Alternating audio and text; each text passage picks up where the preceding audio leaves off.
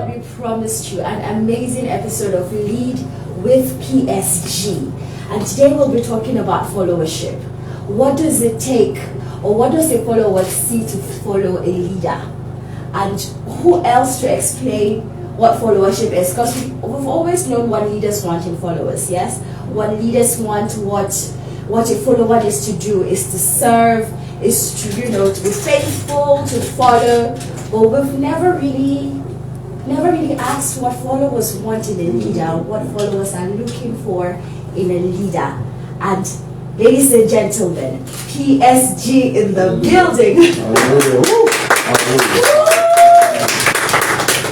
Alright, it's Tuesday. Lead with PSG. Learn, lead, and leverage. You lead, you learn, you leverage, and then you start the process all over again.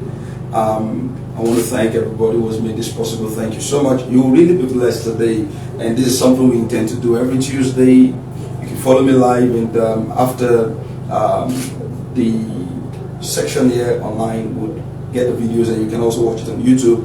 Follow the church page, and get ready, get your notes, get your jotters, and let's do something different. All right. So we usually know that there are expectations of leaders. When a leader comes on board, he has clear things he wants. I want my followers to do this. I want my followers to do that. But nobody has really thought about what are followers looking for in a leader. Can you lose leadership? Yes. Can you lose a leadership position? Yes. Can you lose followers? Yes. We've seen that play out in the life of Rehoboam. Rehoboam was a king in Second Chronicles chapter 10, and we see that he lost 10 out of 12 tribes, 11 out of 12 tribes, and he had just one tribe to himself to rule instead of leading 12. So usually there are some things that I believe followers are looking for in the leader. We'll get right into it. To grow your leadership, it will help strengthen your leadership. And the first thing I believe that every follower is looking for in the leader is competence. Competence. The follower expects the leader to be competent. All right, nobody wants to follow a leader that is not good at what he does. So what is competence? I'm talking about the ability and the knowledge to do your job and your tasks. So before you ask people to follow you, you had better be sure that you can really do what you're asking them to follow you to do. All right, if you are a coach and you want footballers to play for you, you have to be sure that you are a good coach. No good footballer wants to play for a bad coach. All right, and so in as much as you're looking for good players, you have to be a good coach. Yes. All right, and I know that a lot of people focus on what can followers do, job description for the follower, and all of those things. But at the end of it, if you're not good at what you do, nobody will follow you. So competence is what attracts followers to a leader, like fruit attracts people to a tree. So the tree does not go around advertising its fruit. It doesn't go around begging people, come and pluck me. All the tree needs to do, all right, is grow the fruit, display it, and when it's ripe, people will come. And when people come, they can't reach it, they'll get something, they'll climb the tree, they'll do anything to make sure. So that's the same thing with leaders. If you get better at what you're doing, you compel followership. Wow. Nobody wants to follow someone who is not good at what it does. So rather than try to, lobby people to follow you, why don't you develop yourself and develop the ability to deliver? And then people will suddenly begin to follow you. So the first thing that we're looking at is competence. Every follower wants a competent leader. And it is dangerous for your followers to know that you don't know how to do what you claim you can do. I remember a long time ago when we were in secondary school, we like asking teachers questions that would trip them. We wanted to be sure that, and we'll be laughing at the teacher. If the teacher begins to fumble, we'll go fine. And that's the same thing with followers. They want to know if you know what you're doing. And I don't want to follow a dumb person. Jesus said if the blind leads the blind, they would fall into a ditch.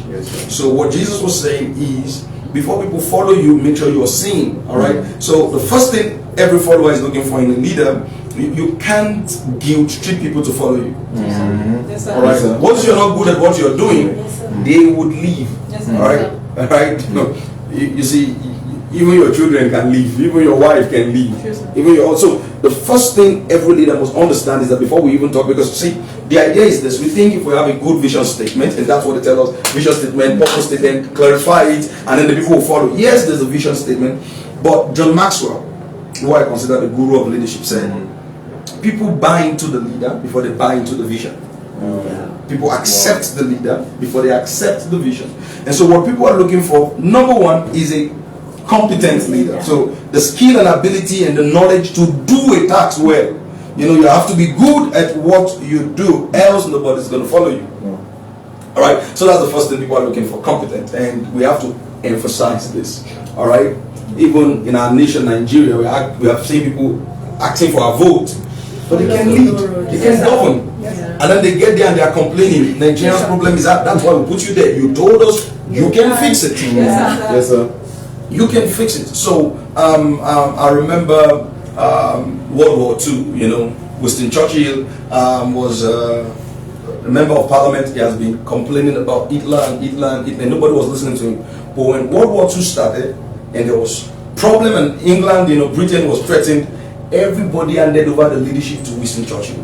Hey, Winston, that thing you've been saying for over 30 years, please, or for over 10 years, I beg your pardon, please come do something about it now. And he was able to lead democracy out of decadence, because I believe Winston Churchill was instrumental in preserving the democracy we have today. Yes, sir. So when you're competent, people will surrender leadership to you.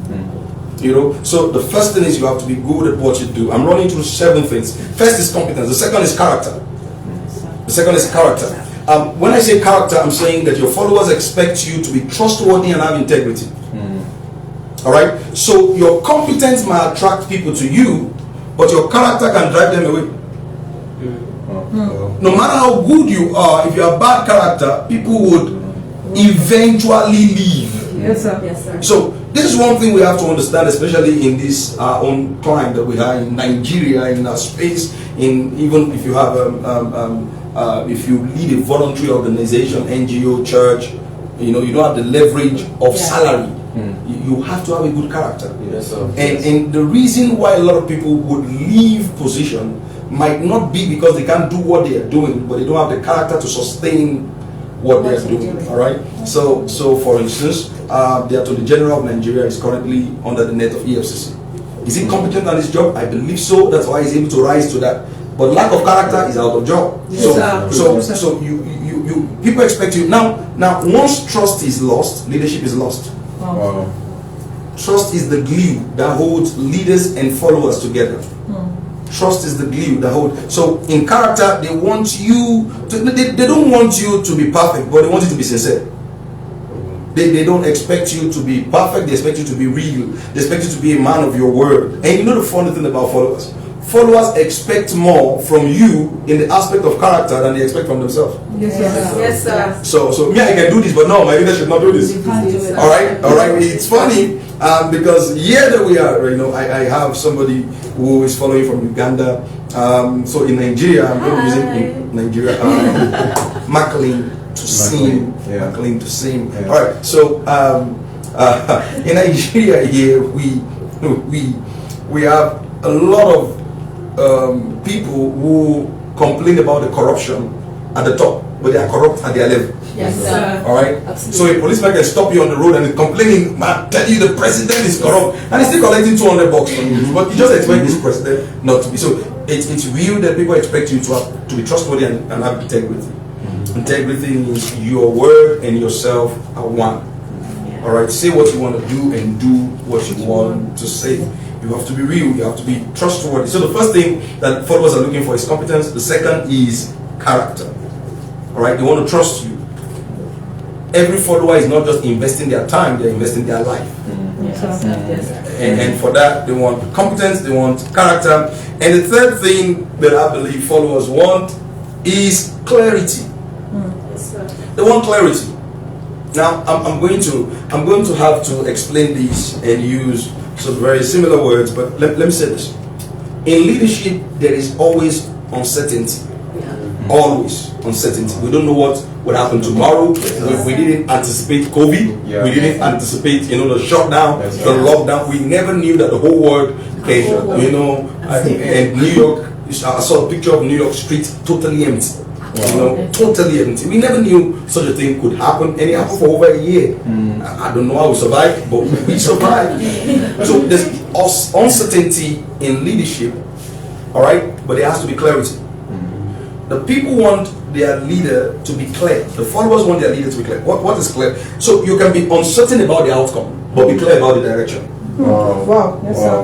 What are we going to do? You have to be decisive. They don't want someone with indecision. We will go tomorrow. No, we are not going tomorrow again. We will go. So it has to be clear. What am I talking about? Clarity. I'm saying confusion is not a result of uncertainty. Confusion is a result of lack of clarity. Yeah. So when there's no clarity, there's confusion. Yes, sir. So what does he want us to do at the end of the day? What are we doing for Christ's sake? What are we supposed to do? And one of the things that people don't know is that once a leader is not clear, you know, the body language of the leader, for instance, for the peculiar state that we have in Nigeria towards maybe vices like kidnapping, it has to be clear. What are we doing? Yes, sir. We arresting them? Are we combating them? Because once the signal is not clear, it will fall apart. Yes, sir. All right, and I believe, I believe that some folks in leadership position in Nigeria are watching us. You have to be clear. Are we going to deal with them, or we're not going to deal with them? What are we going to do? Are we going to pamper them? Are you getting what I'm saying? Yeah. Or we're going to persecute them? Yes. It has to, or prosecute rather. It has to be clear. We have to know where we're going. You know, so clarity in decision, clarity in direction, and clarity in directive. Wow. When you tell people what to do, it has to be in clear terms. Yes, sir. Yeah. You know, there is this movie I worked first Sunday, and I love this scene. I'm just going to tell it because I really love the movie. And they were locked up in the church, in the kitchen of the church, and they were asking, should we take chicken? And the lead actor goes, oh, when I was young, I went for baptism, I wanted to drown, and they didn't give me chicken. And the guy just asked a simple question. He said, is that a yes or a no on the chicken? Because I'm talking Chicken. should we fry chicken? Then about wait. So we want to be clear. All right, clarity in the midst of uncertainty is a must in leadership. Where are we going? Remember, for instance, COVID lockdown. Are we going to shut down? Are we going to operate online? Are we going? Do you understand what I'm saying? Yes, There has to be. So leaders must be clear. So the first thing is a leader must be competent. A leader must have character. There must be clarity. Followers demand clarity. You know, and I used to say it is the job of the leader to define the direction. If you ask 4 people, when should we meet? One will say 1 o'clock, one will say 4 o'clock, one will say 5 o'clock, Yeah. one will say 8 o'clock, right? Yes. And then the leader says, okay, what are we really? You got to be clear. Are we meeting by 4 Or not. or we're meeting by 1? So clarity is very important. So the first is what? Competence, right? Yes. Let's cross. So the second is what? Character. The third is what? Clarity. Clarity. The fourth is courage. It's courage. And I really love this. This is my favorite. Courage. I just hope you're really getting blessed. Yes, sir. So my followers expect me to be competent. If I'm a preacher, they want me to preach well. Yes, sir. All right. If I'm the music leader, they want me to at least score the song well. Yes, sir. If I'm a business person, they want me to be able to sell. Yes. Not that I tell people sell, and I can't sell. Do you understand what I'm saying? Yes, and even in entertainment, all right, competent people just go up. Yes, yes, sir. And other artists and other celeb will recognize that these guys are there. All right. So competent. The second is character. You know, I said your competence can attract people to you, Yes, sir. and your character will drive them away. All right. In this 21st century, people would not stay around bullshit. Permit me to use that word for the lack of a better word. People will not hang around for long. All right. You are. I know you've been told you're irreplaceable, but you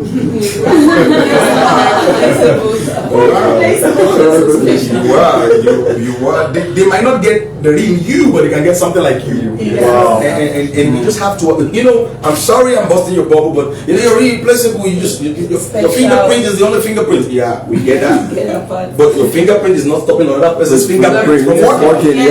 True, sir. I understand the fact that we are all valuable. I'm not saying we're not valuable, but you see, irreplaceable. People can.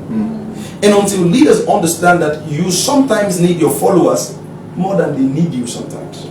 Oh my God. More than they need you. Oh my God. You see, if you don't get that correct, because you're going to get results through them. Yes. You get results through your followers. Or you get results with your followers. Let me ask you a question. The coach for a football team, kudos to Manchester City, right? Yes. They won the Premier League. So happy for them. Alright?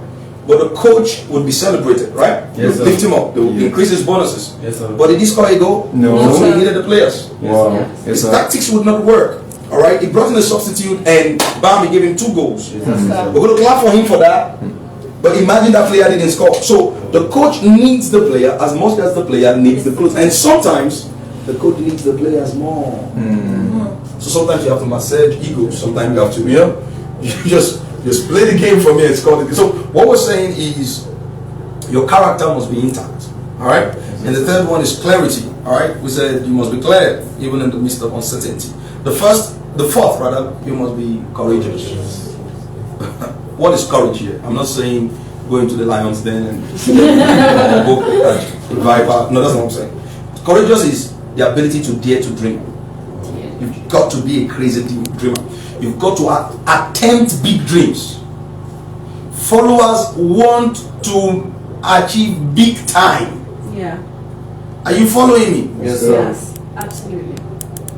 Arsenal might like their coach, but they don't like him again because right now they want to play in the big leagues. Yes, sir.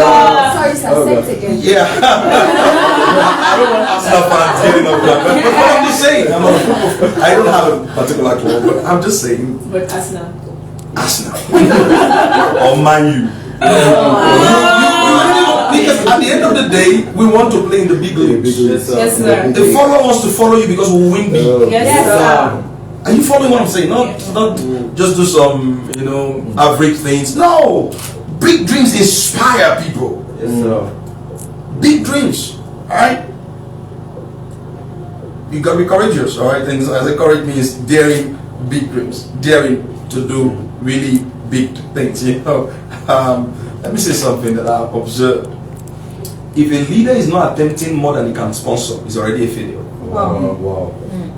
If a leader is not attempting more than he can sponsor, maybe with organizational resources, and he's already a failure because he's playing small. And you must attempt big dreams. And I said this: the courage to dream big must always precede the capital needed to finance the dream. The courage to dream big must precede the capital needed to finance the dream. That means a leader must dream what they can pay for before they figure out a way to pay for the dream.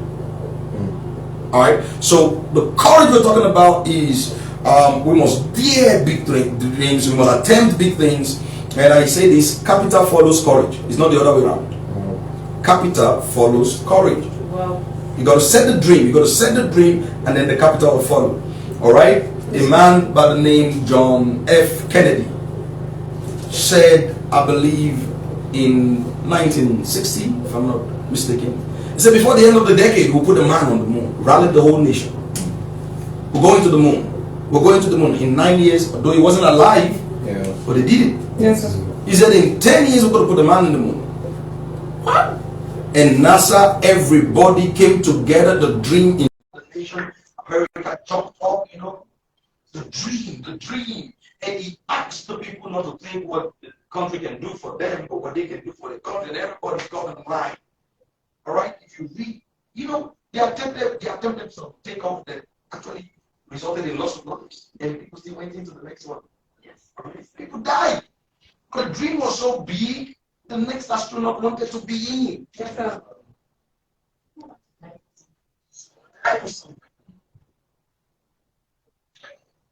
All right. So capital follows courage. We'll figure out the way we're going to dream. Yeah. Small dreams attract small mind. Small mind create big dreams. Yes. All right. I think was the president of France. Now, but big dreams attract, big minds. People, if you read about David in the cave of Babylon, the Bible said 400 men came to him and they were risking their life. The king was looking for them, but this guy got trained to become king. Die there, So we have to have the courage to dream big. Now, listen to this. When leaders are no longer willing to dream, it is only a short time before followers are no longer willing to follow. When leaders are no longer willing to dream, followers are no longer willing to follow. Because follow is saying we're going somewhere, right? So lead is to be in front, to direct activities towards an outcome. All right? We're not talking about management, we're not talking about just keeping the status quo. So people expect to move into the future with you. So if you're not dreaming, so what's the first thing we talked about? Competence. What's the second thing? Character. What's the third thing? Clarity. What's the fourth thing? Courage. To dream big dreams. You got to dream big dreams. We see UAE today and we celebrate UAE. We celebrate Dubai. And you see 40 years ago, 50 years ago, it was just desert. Someone gave a dream. Oh, that God will give us dreamers in Nigeria. Dreamers and doers. Right. Because there's something I've noticed in Nigeria, we're always shifting the goal. I remember what was going on, it was Vision 2010, it became Vision 2020, it became Vision 2030. If I get it, we're just pushing it. Vision 2015. Somebody should dream. And I believe that Nigeria can run around the dreams. Yes, what we need in this country is a dream. If an aspirant comes and takes power sector head on, someone get right in Nigeria in 4 hours. Yeah, it's possible. So you can ask an average Nigerian, where are we going? We're just going to 2023. The biggest dream in front of us is the election. But love to change that. And I want everyone to get the BBC vote. Vote according to the conscience. Even if you don't have to vote. If your candidate does not vote. All right? So, because we're going to get it right in this country. Singapore had a dream. So the courage to dream, not to pay salaries. They can pay by saying, I'll pay salaries, I'll pay pension. It's good. But beyond that, what's exciting about this move? Okay? So they expect you to be competent, to have character, to be clear, to be courageous. And the fifth is that they expect you to be creative. Because after you've used your courage to dream big dreams, you now use your creativity to make that dream a reality. All right? Because the dream is not what the paper is written on if it doesn't motivate you to action.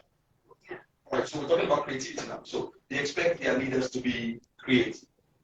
And that's why they always bring problems to the leaders. This is happening. This is what, so what's creativity? Let me define it. I'll say creativity is the ability to find solutions to a problem. That's in simple terms, all right? In simple terms. Now, I know somebody's thinking creativity, drawing, creativity, singing, painting, art. So let me give you another definition that I'll apply to that because there's a bias. I'm speaking for leaders, all right? So I'm going to restrict, but let me give you what creativity is. Creativity is the use of two things. Please, yes, let me say three. Creativity is the use of imagination, inspiration, and information to create. Creativity is the use of imagination, inspiration, and information to create. So it's either you use one of them, or you use two, or you use a blend of the three. So when I'm using my imagination, or I'm using inspiration, I'm using information to create, I'm being creative. So I mean that when you use the power of these three things to find solutions to problems, then you are creative. What does that mean? When, for instance, you have something you want to do. I read a very funny story about a space travel, and when they went out of space, they found out that pen could not write. Pen could not write at zero gravity because now the pen turns upside down and the ink can flow down. So the ink is flowing down because of gravity. So when you go out of space and there's no gravity, everybody is flowing, they can't use the pen to write. So the NASA, that's United States Agency for Space, began to develop how they would develop a pen that would write at zero gravity. They used $10 million to design and invent the ballpoint pen. So that pen can write at zero gravity, can write anywhere, and then they were excited. And the Russians simply used the pencil. I'm serious. They just use the pencil. And so whenever we talk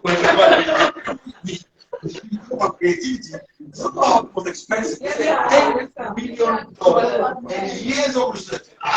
Scientists come around, but the Russians, because the pencil is land. You don't need gravity, just right. So they're using their imagination to create. So sometimes it's not money we need. Yes, sir. We need ideas, Yes, sir. not money. We need ideas. All right? And a lack of idea is actually is more serious than a lack of money. Because with ideas you would attract them. So what we're saying is using imagination. Imagination is the thinking. What can I do? Like use pencil instead of $10 million $10 million now. And that was in 1960. So you can imagine how much the money came into this. So imagination, what is imagination? You're just thinking, how can I solve this? Then what is inspiration? You check what others are doing and find inspiration from them. What is information? You research. And find. And if a leader is not creative, I believe creativity is the shortest cut to leadership.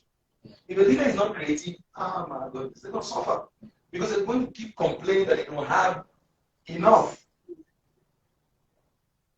Okay, so creativity is a must. Now, how do I develop creativity? I told you creativity is the use of imagination, information, and inspiration to create. Now, first is, instead of asking, can it be done? Ask, how can it be done? That unleashes the creativity in your mind. It's funny how that just 2 centuries ago, the people who said metals were going to fly were killed for heresy. Yes. The people who said metal was going to fly were killed. Bombed. Yes, it was not possible. It's not possible. Creativity will find a way. Right? And this is one thing that followers expect, because they expect the direction from you. So they bring the problem and drop, and then you have to be creative. And when you're creative, it doesn't mean action on how do you think. Because when I remember when I was in primary school, long time ago, when I was in primary school, our teacher would write a math sum. And then we'll tell us solve it, and then we'll solve it again, so say, think! And then we'll go. So I'm thinking, that's not how to think. How do you think? When you want to be creative, first look at what others are doing. Research, go online, find out, how things can be done. And I said, so how can it be done instead of anything done? Search for more than one options, research, be exposed, check out what other people are doing, and you really be inspired to do what they are doing. All right. So, I heard that one of the leading private universities in Nigeria, Covenant University, was started by the Chancellor, studied Yale, Harvard, Princeton, 10 leading universities in the world, came up with a working document. Because of that, in Nigeria, it was a private university. Somebody think, I'm not going to make my university. No, just somebody else did it work. Go. All right, so creativity, especially to be creative, and that's the use of imagination, information, and inspiration. So if you think, I don't have imagination, get good inspiration.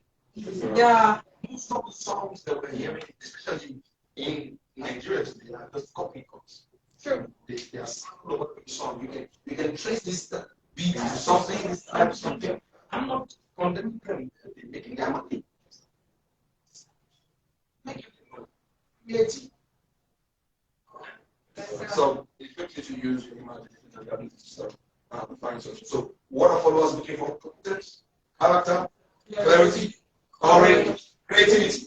The 6th thing, and then we'll wrap up with the 7th. I hope we will have 1 or 2 questions to take. So if you have a question, just put your question. Type it, and then to be ready to me, I'll answer 1 or 2, because I want this to just be 45 minutes. The 6th thing. Can you get it? Yes, the 6th thing that you want to have is be consistent. So they want consistency. They want consistency. Followers want consistency. What's consistency? I call it long-time dedication and commitment to a cause. Are you going to be there for a long time? Or you're going to be an absentee leader? There's some leaders when problems come, they shut down. Yeah. They travel. They want to go and no. You don't travel in the midst of a trouble. You got to lead your team through the storm. You get absentee leaders. Come on, where is your guy? Alright? I remember when all these forex investment were hitting. The first thing you notice is that the boss is nowhere to be found. He's gone, and then they are pulling his staff. I'm not a leader, I'm a chaplain. I'm not a leader. A leader has to do that. Alright? So they want to know, are you a quitter? Would you quit on us? Would you leave us? Would you abandon us? As a matter of fact, Jesus, who is the ultimate leader, saw these men on the stop. He walked to meet them. He wasn't in the storm. Yes, so we need leaders who are going to be consistent. Would you be here for a long time? Or you're a fair weather leader? When fair weather, when everything is fine. And there are people who are like that. Yes, and then when the people really need to hear from you, they are not hearing from you. All right, you are gone. All right, the greatest leader, in my opinion, is Martin Luther King Jr. Yes. The speech he gave the day before he died, he said, I've seen the promised land, been to the mountain top. He said, as the people would get there, he said, I might not get there. He said, everyone wishes to live God. He said, longevity at this place. He said, but I've done the will of God. That was the day before he was shot. He was right in the front. Right? When we do protest, he starts in the front. When we do protest these days, so yes, I know that the guy who shot was him at 36. Professor Martin Luther King in the United States, because he was a great leader. All right, we've seen leaders who are right in front, because the true inspiration.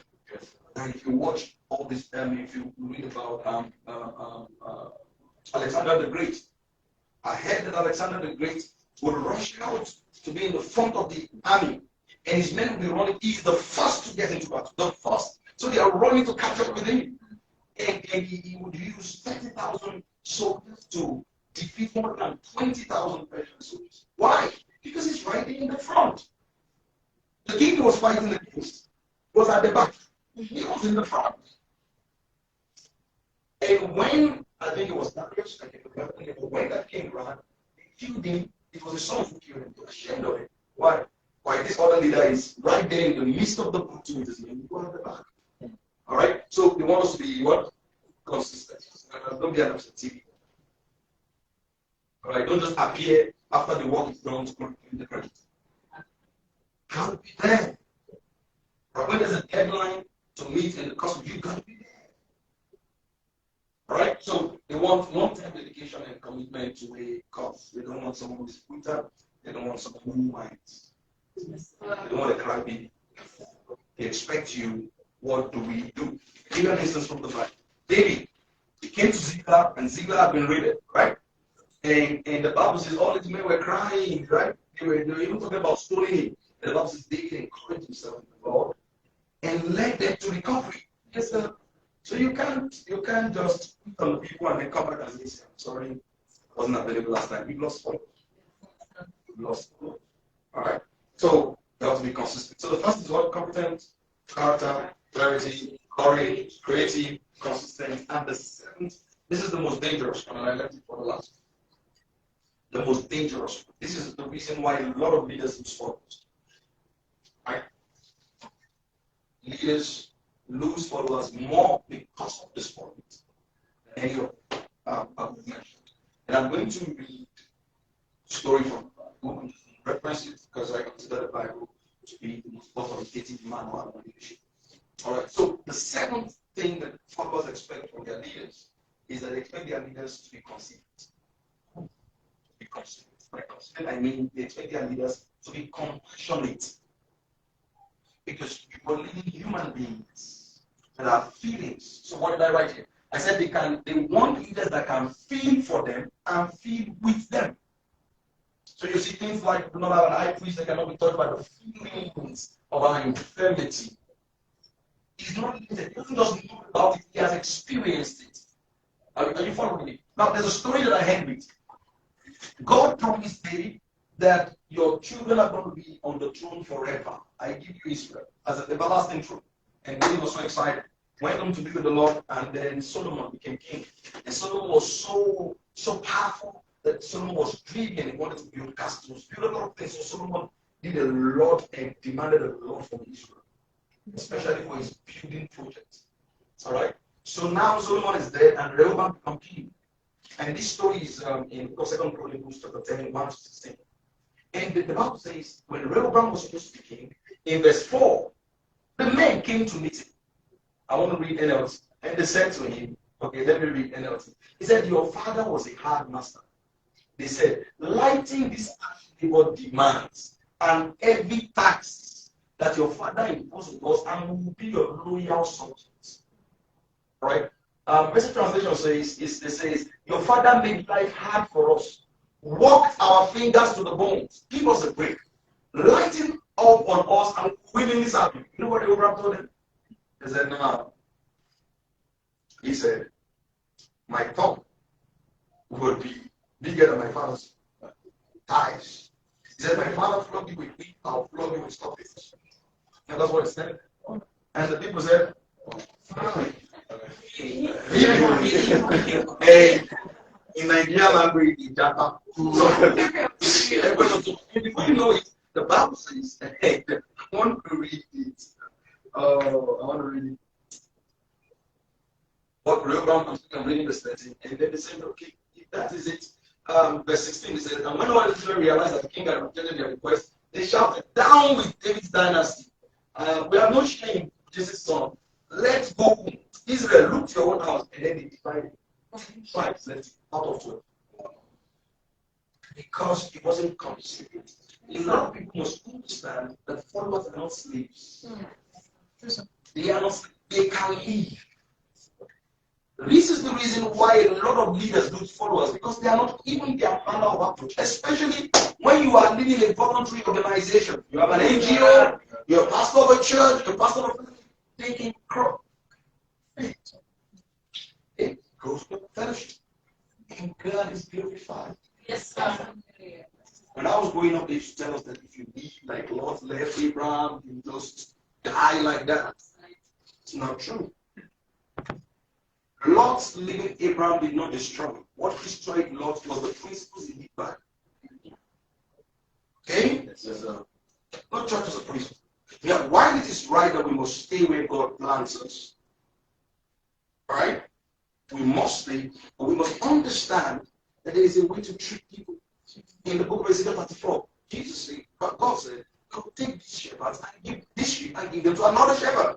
Yes, sir. Yes, sir. So we have to be considerate, we have to be compassionate. If you read the Bible, you hear things like Jesus was moved with compassion. People have feelings.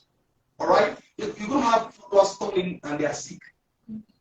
Alright? You've got to care for the sickness. First, not the bottom line. You know, they are not machines, they are feelings. I used to say human beings are feeling creatures that think. Not thinking creatures that feel. If they don't feel love, they are not loved, even if you love them. So compassion is considerate, right? What I'm saying is that the followers want somebody who can feel with them. Read the whole of 2 Chronicles 10, 1 to 16. Please have compassion on us. Just listen. As a matter of fact, they advised him, said, if you lie to them, just speak to them a nice way. If you lie to them, it will be fine. Then I don't know. Not going to be, they are a subject. Alright, and we always have such issues with leadership, where we have people that are not considerate of how other people feel, right? So you got to talk to them with respect. Everything you want in leadership, you must sow as a seed. If you want people to be loyal to you, what do you do? You sow loyalty as a seed.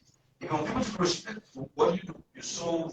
Remember, the Bible says you speak what you sow. The golden rule says, as you want people to treat you, Matthew 7, chapter 12 verse. As you want people to treat you, so you should take the initiative and do to them. So we must be considerate. We must be compassionate. We must feel for them and feel with them, and then they will gladly follow. I'm going to end up with I'm going to wrap up with this statement that I read somewhere. I don't know the author, so I'm not going to claim credit for it, but I read it somewhere and I read it today. It says, train people so well that they can do without you. That's your first task. It said, train people so well they can do without you.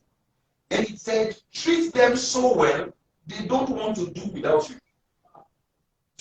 Train them so well they can do without you. But treat them so well they don't want to be without you. They're so interested in being with you, being around you, all right? And that will make you a very considerate and compassionate leader. Hallelujah. Glory to God. All right, so the 7 things that I'm going to run through it once again. The followers are looking for a leader. Number 1, they want a competent leader who is good at what he does. All right. Number 2, they want character. All right, a leader who is trustworthy and have integrity. The competence will attract them, your character can drive. Number 3, they want clarity. Clarity and uncertainty. You must be clear in your position, clear in your directive, decisive, and you must be clear in direction. 4, they want courage. You want somebody who is willing to dream big dreams, attempt things that are really big. Number 5, they want creativity, because your creativity will help you achieve those big dreams. And by creativity, we mean the use of imagination, inspiration, and information to create. All right. And number 6, they want consistency. They want long-time dedication. They don't want to quit up. They don't want an absentee leader. They want a leader who will be right there with them in the midst of the storm, steering the boat. And the 7th and most important, they want a compassionate and considerate leader. All right. Jesus is a compassionate and considerate leader. I hope you are all. All right. That's so exciting. I'm like, it's over. Why? It's over. But then, please send in your questions through via the comment section. We're ready for your questions. Before your questions, now I have my questions. All right. So, we spoke about clarity. Yeah. And as that a bit more clarity on clarity. All right. Spoke about being trustworthy, trustworthy. Yeah. But how do you become clear? All right. There are questions to ask. Now, if there are other questions, you might go into what we'll do next week. Because we want this to be less than an hour. So that it's not. Now, how do you become clear? First, there are questions that define clarity. All right. I call them the WH questions. Yeah. What, why, how, when, whom, you know. WH questions. I think I learned that in English. But what you want to know, for instance, is what are we doing?